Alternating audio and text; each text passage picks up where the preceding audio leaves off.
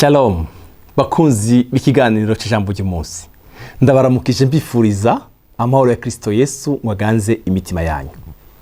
Turabakunda, turashima ngene muramukurikirana ibiganiro byacu. Wowe utarakora subscribe ubikore, ni byiza cyane. Mwami Yesu aguhezagire rwose. Reka dusangire ijambo ry'Imana ryanditse mu gitabo cya Zaburi ya 92. Dusome 30 y'iyi Zaburi iri ku mutima waje mu kino gitondo. Umugororotsi azototara nk'ikigazi, azoshigwa hejuru k'igiti cy'isendere y'i Lebanone. Haleluya. Narakunze cyane iri jambo. Umugororotsi azototara nk'ikigazi.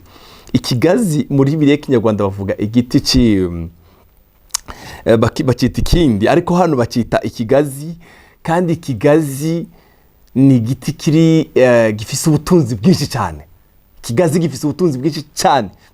Barambwiye yuko nta kintu na kimwe cy'ikigazi bata. Ni igiti kiririshe cyane gifise ubutunzi. Niko karore bakoresheje baravuga ngo umugororotsi azototara nk'ikigazi. Ndakwifurije gutotahara, ndakwifurije kubaho utotahaye. Semeni amen. Ndakwifurije kubaho ubuzima butotahaye. Abumva bumve gutotara kw'Imana ku buzima bwawe. Abakubona babone gutotahara.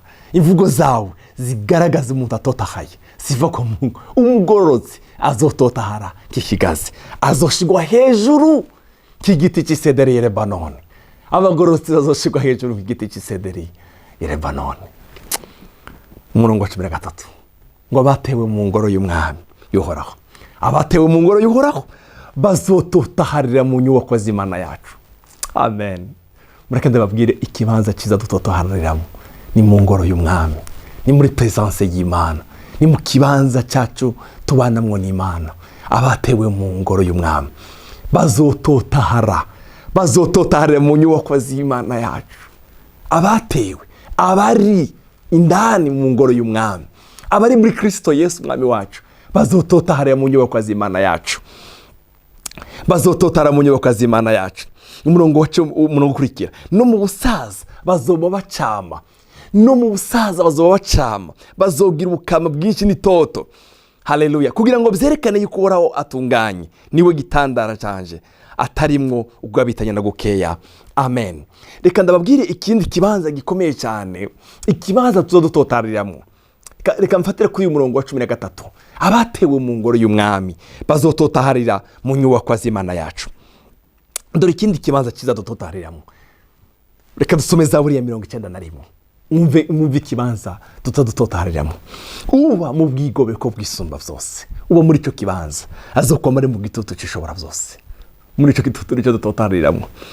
Ndabwira Uhoraho ntera urubuhungiro bwanje, uri gihome kinkingira. Imana yaje nizigiye, niwe buhungiro bwanje mwami, niwe Imana yaje nizigiye. Haleluya. Kuko ari yizo kuragiza abamarayika biwe, kuko ari yizo gukiza umutego w'abatezi.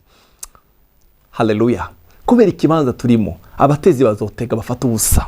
Kuko ari yizo gukiza umutego w'abatezi nikiza gihonya, izo kubundikira mu moya yayo. Haleluya. Abatewe mu ngoro y'umwami izo tubundikira mu moya yayo, kandi uzohungira munsi y'izubi zayo. Ukuri kwayo n'inkinzo ricuma cyo kwikingiriza.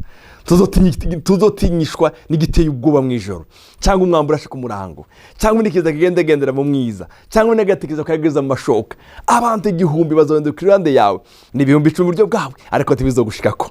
Uzobirabisha amaso yawe gusa, ubuningire abanyakibi. Haleluya. Wagize ubuhungiro bwawe, isumba byose bayigize uburuhukiro. Haleluya. Mwami wacu niwe uburuhukiro bwacu. Umva ikibanza dutewemo.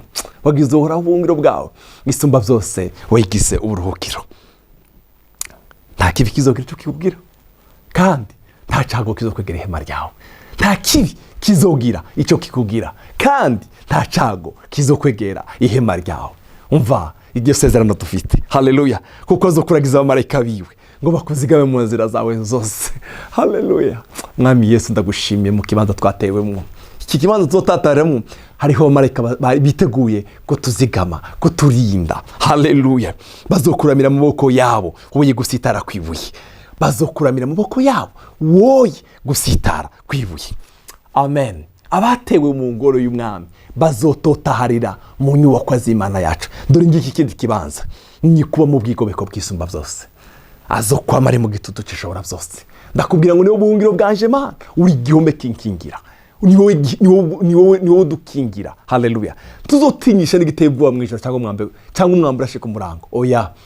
Haleluya. Umurongo wa 10 bavuze ngo nta kibi kizogira cyo kukubwira kandi nta cyago kizo kwigera ihema ryawe. Bene data mureke babwire, turi mu kibanza cyiza.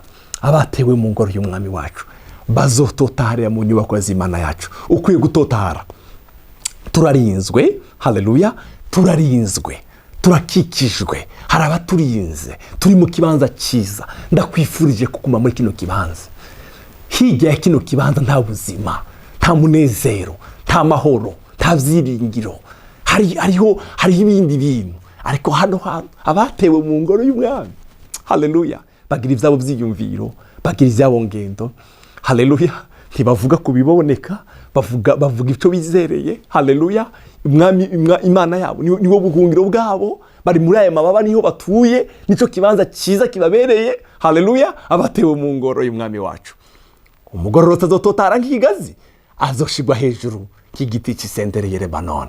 Abatewe mu ngoro y'umwami wacu bazototaharira mu nyubakwa z'Imana yacu. Ndakwifurije gutotaharira mu nyubakwa z'umwami wacu. Ndakwifurije gutotahara. Ndakwifurije kuba mu buzima butotahaye. Sifa kwa Mungu, ugendane gutotahara. Haleluya. Mu maso hawe, mu buzima bwawe bwa misi yose ugaragaze gutotahara. Yesu abahezagire kandi abaha umugisha mwinshi. Ndabakunda cyane.